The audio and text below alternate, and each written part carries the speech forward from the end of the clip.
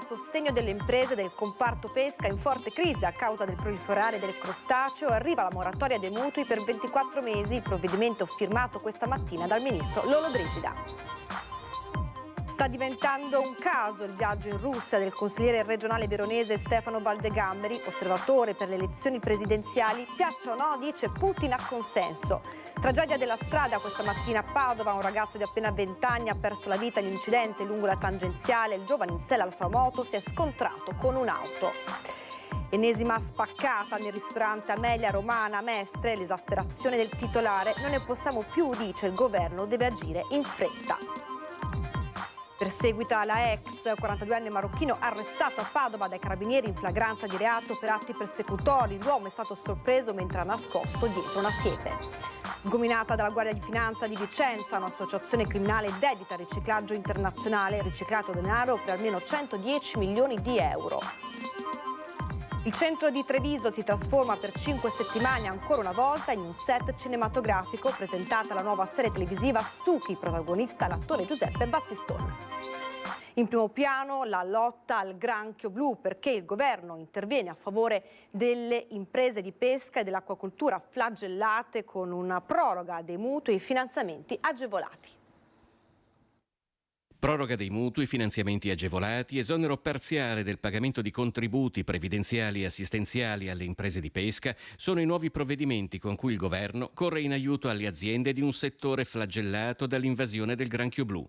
I 2 decreti firmati dal ministro Francesco Lollobrigida si inquadrano nella modifica di applicazione del Fondo di solidarietà nazionale, fino ad ora utilizzato solo per il settore agricolo, adesso esteso anche alla pesca e all'acquacoltura. Le nostre imprese avranno finalmente accesso ad interventi compensativi come la proroga fino a 24 mesi delle rate dei mutui, l'esonero parziale del pagamento dei contributi previdenziali e assistenziali, nonché l'accesso a finanziamenti agevolati. La presenza e l'espansione del granchio blu nei nostri mari è una piaga per le nostre aziende e, come promesso, il governo sta facendo tutto il possibile per sostenerle in questo momento difficile e accompagnarle alla ripartenza. Per il senatore e segretario regionale del Partito Democratico Andrea Martella, le misure del governo sono una goccia nel mare. Non c'è traccia di nuovi ristori e sono del tutto assenti le azioni di contenimento del granchio blu. Presentando l'intervento, invece, il ministro Lollobrigida ha parlato di una svolta per la pesca e di una grande vittoria per il governo Meloni, definendo immediata la risposta dell'esecutivo ai territori e alle imprese che stanno vivendo un momento di grandissima difficoltà. Finalmente dopo 9 mesi abbiamo appreso che il ministro Lollobrigida ha approvato alcuni provvedimenti importanti per la dichiarazione dello stato di eccezionalità nelle 2 regioni maggiormente colpite dalla questione del granchio blu, il Veneto e l'Emilia Romagna. Cade in un momento particolare. Abbiamo appreso anche che c'è un provvedimento che dovrebbe consentire una moratoria dei mutui di 24 mesi. Ci chiediamo, ma non siamo ancora in possesso del provvedimento concreto, se questa moratoria sarà solamente per i mutui delle imprese ovvero anche per i singoli cittadini. Recentemente il sindaco di Chioggia, Mauro Armelao, ha lanciato l'allarme a Bruxelles, ammonendo il Parlamento europeo sul fatto che nessuno può più sentirsi sicuro. Il granchio blu non ha bisogno del passaporto o della carta d'identità per muoversi in fondo al mare o mentre nuota. È un pericolo che stiamo vivendo noi adesso nel Veneto, a Chioggia, nel Polesine, lo stiamo vivendo in Italia, però questo problema può arrivare da domani mattina anche su altre coste.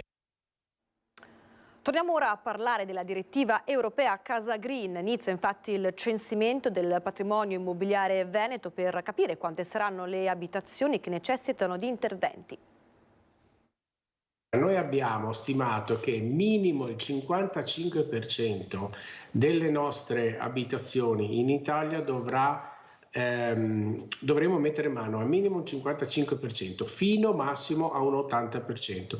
Questo vuol dire che abbiamo quasi 5 milioni di immobili da efficientare. Questa è la situazione fotografata da ANCE Veneto dopo la direttiva del Parlamento europeo sulla Casa Green, che prevede una riduzione del 55% entro il 2030 delle emissioni nocive e il raggiungimento di emissioni zero entro il 2050. In Veneto la situazione del patrimonio immobiliare potrebbe essere leggermente migliore rispetto al resto del paese, ma mancano ancora dati definitivi. E allora uno spaccato della situazione energetica del patrimonio immobiliare della nostra regione potrebbe arrivare dal numero di di attestati di prestazione energetica. Ad oggi sono stati oltre 782.000 gli APE presentati in Veneto. L'86,5% riguarda edifici residenziali, il 25,6% in classe energetica G, solo il 5,6% in A4. A livello provinciale Venezia conta oltre 156.000 APE, seguita da Verona con 153.000, 139.000 a Vicenza, 133.000 a Padova e 129.000 a Treviso. Nella Marca, ad esempio, il 23,7% degli edifici è in classe energetica G, il 6% in A4.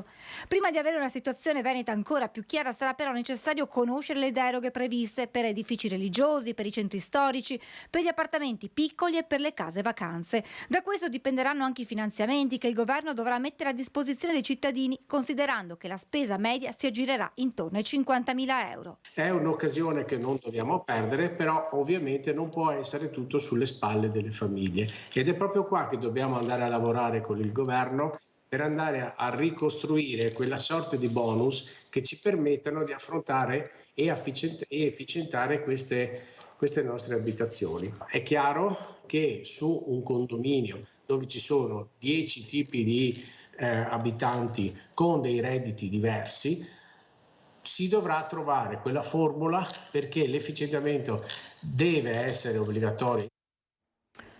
In queste ore sta diventando un caso il viaggio in Russia del consigliere regionale veronese Stefano Valdegamberi. Dire oggi che Putin non rappresenti la Russia è dire una grande stronzata, scusi il termine, dire una cosa falsità. Che piaccia o non piaccia, può non piacere neanche a me Putin, potrei preferire un sistema diverso, però devo prendere atto che il popolo russo ha espresso la sua volontà ed è una volontà che rappresenta il sentimento del popolo russo, oggi come oggi. Non ha dubbi Stefano Valdegamberi, consigliere regionale veneto del gruppo misto, che in Russia ha visitato come osservatore 30 seggi in 3 giorni in occasione delle elezioni presidenziali che hanno incoronato ancora una volta Vladimir Putin. Il politico veronese racconta di aver parlato con molti russi e di aver presenziato lo spoglio delle schede. Ho visto una situazione molto serena, con i bambini che andavano, le domeniche andavano le famiglie a votare, non ho visto questo clima che da poliziesco che viene descritto. È chiaro che se uno vede l'immagine all'ingresso dei seggi c'erano parecchi controlli, perché c'era veramente il rischio, è stato bravo il governo russo, il rischio di attentati. C'è anche chi contesta Putin, ammette Valdegamberi, ma è la minima parte. Piuttosto in corso c'è una guerra di disinformazione e nessuno può dirsi immune. Il metodo non è democratico al 100%, ma non è democratico neanche da noi, dove a Roma le liste lo fanno i capi del partito e dove chi non è allineato viene fatto fuori prima di andarci. Non c'è il sistema perfetto, neanche in Italia. Valdegamberi soffre di una patologica simpatia per i dittatori. Attacca la capogruppo Dem Vanessa Camani, che parla di un'offesa vergognosa per un'istituzione democratica come il Consiglio regionale. Il veronese risponde. Inviterei anche la Camani a venire con me un'altra volta. Chiederò, se vuole, la faccio invitare per essere presente anche lei. Sullo sfondo le parole di Salvini, diventate un caso, chi vota ha ragione, apparse come un endorsement pro Putin e che hanno creato il gelo nel governo e in parte della stessa Lega. Non mi sembrano proprio elezioni liberissime, sarebbe molto meglio che ci fosse un assetto democratico. Io amo vivere in un paese dove ci sia la democrazia, dove io possa dire tutto ciò che voglio, fare tutto ciò che voglio. In Russia evidentemente non è così.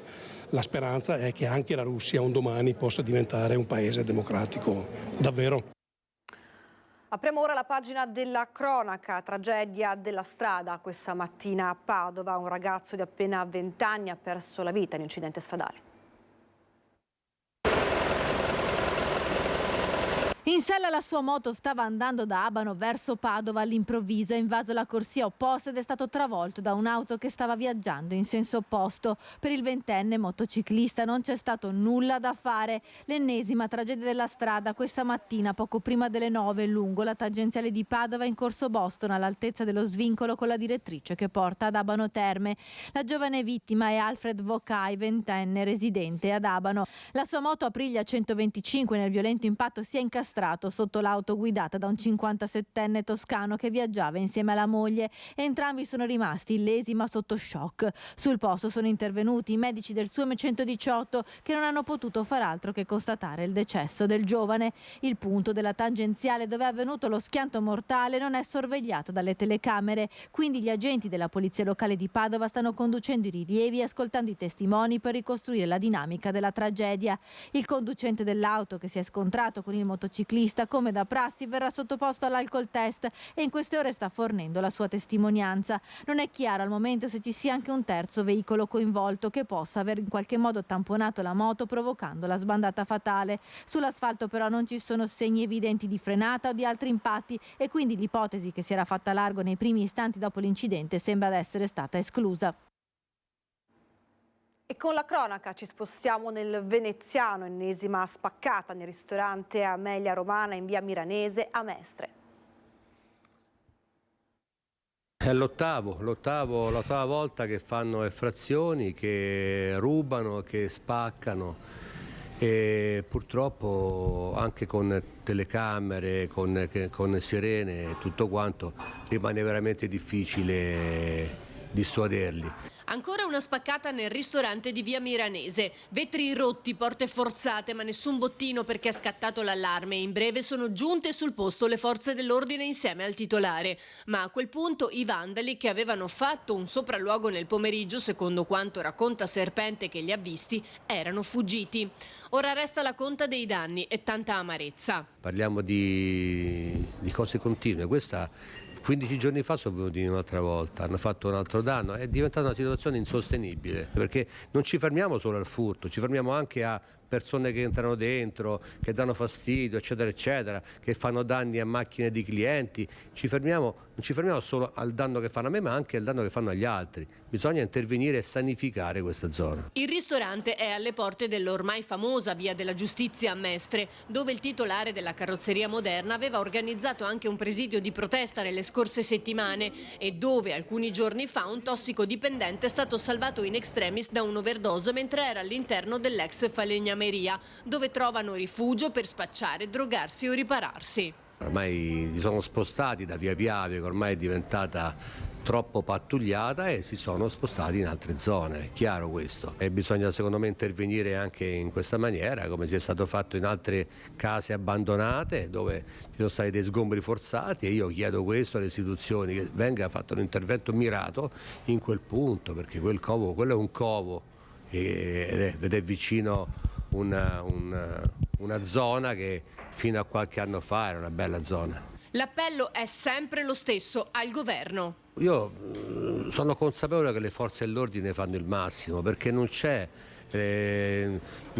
da accusare le forze dell'ordine, in quanto loro fanno veramente il loro servizio, ma il problema è che quando poi passa l'autovettura, passa la macchina di servizio e loro fanno quello che gli pare. Le tempistiche di sfondamento di un vetro e di una effrazione sono minime, quindi io credo che il problema sia diverso sia nel governo, sia nell'attuazione di provvedimenti seri di certezza della pena per certe situazioni e di contrasto all'immigrazione clandestina. E ora qualche istante di pubblicità, torniamo tra poco.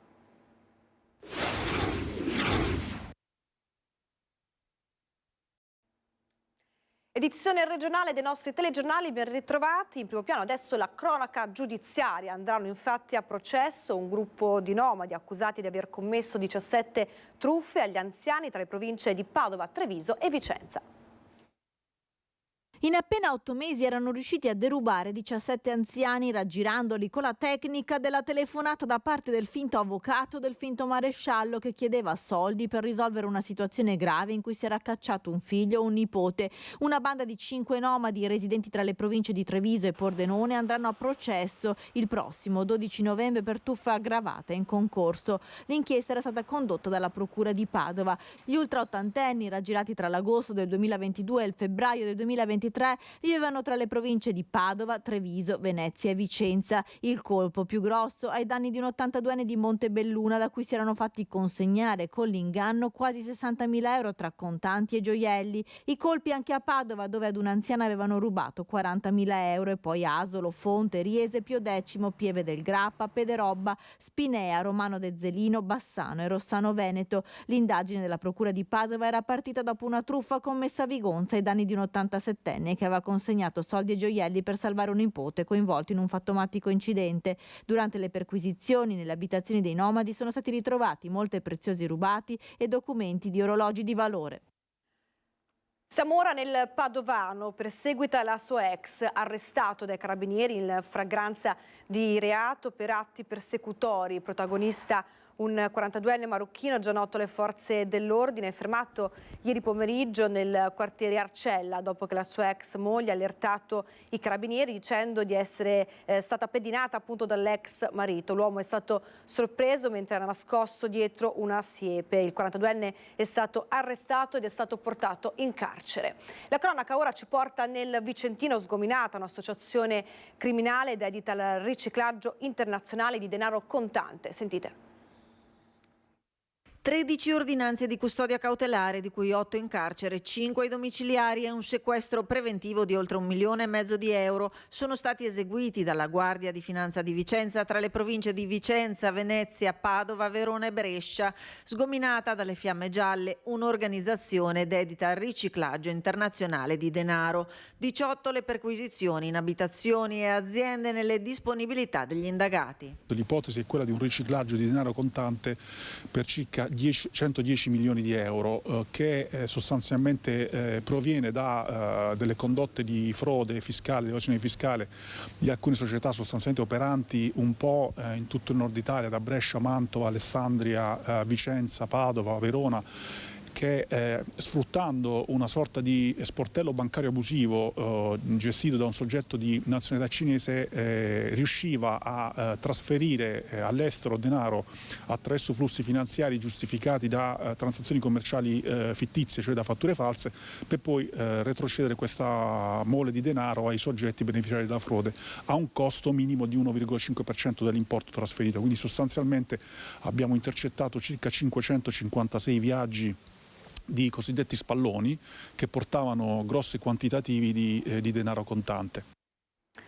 E ora cambiamo decisamente argomento, perché ancora una volta il centro di Treviso si trasforma in un set cinematografico. Non occorre certo una serie televisiva per far capire quanto è bella Treviso, si presenta da sola.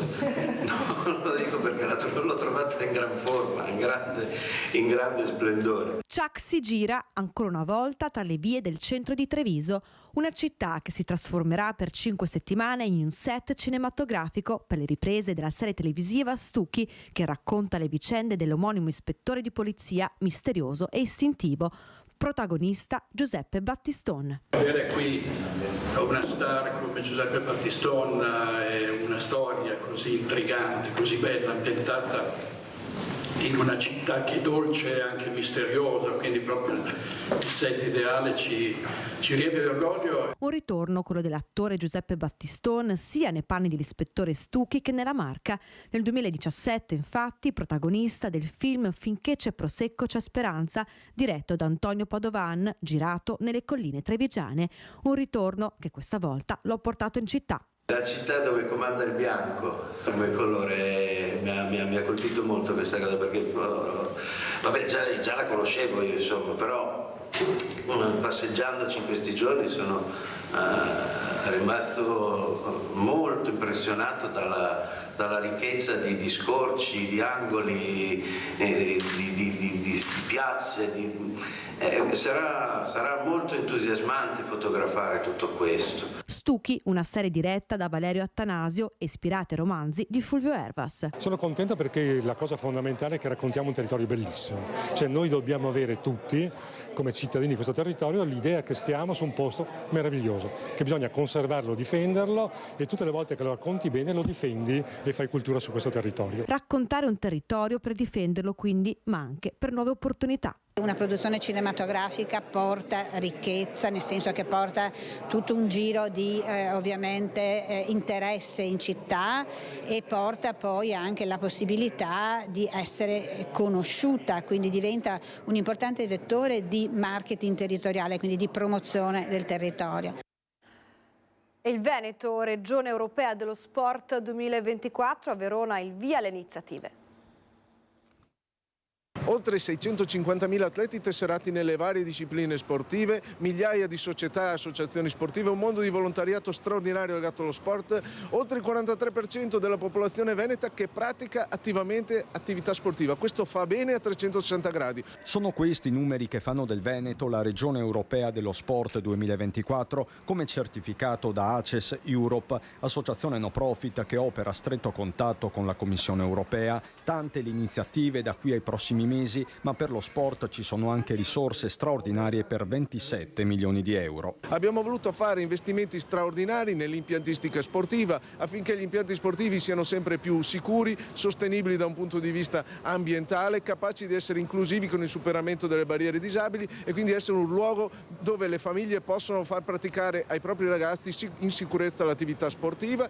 Oltre 1000 gli appuntamenti previsti in calendario, con un occhio di riguardo alle disabilità e lo sguardo puntato alle Olimpiadi di Milano Cortina del 2026. Una vetrina importante a livello europeo e anche a livello mondiale, perché ACES lavora anche a livello mondiale, e quindi una promozione turistica, una promozione di far vedere come il Veneto interpreta lo sport come motivo di condivisione, di unione, di inclusione, aggregazione in senso ampio. Il Veneto merita molto dal punto di vista sportivo per la qualità dei risultati, ma soprattutto per la qualità del lavoro delle società di base che avviano lo sport i ragazzi e ragazze in età molto difficili, particolari a volte, e li aiutano a crescere bene. E per questa edizione è davvero tutto, vi lasciamo ora le previsioni del meteo, grazie per averci seguito e una buona serata a tutti voi.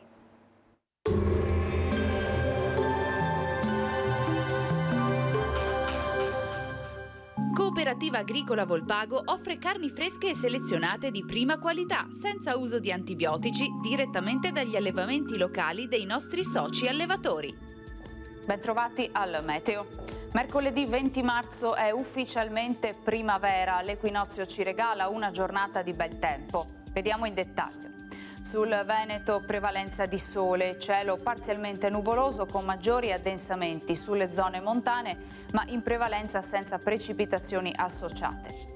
Temperature in contenuto aumento, minime tra 4 e 10 gradi, massime tra 13 e 18 all'incirca. Spostiamoci ora sul Friuli Venezia Giulia. Sarà anche qui ampiamente soleggiato, con cielo sereno con qualche annuvolamento qua e là. Temperature minime tra 3 e 10 gradi, massime sui 15-16 gradi. Infine diamo uno sguardo al Trentino Alto Adige. Anche qui non mancherà il sole, il cielo si presenterà sereno o velato. Temperature minime sui 6-7 gradi, massime intorno ai 18-19 all'incirca. Dal meteo di Antena 3 è tutto, grazie per l'attenzione. Arrivederci.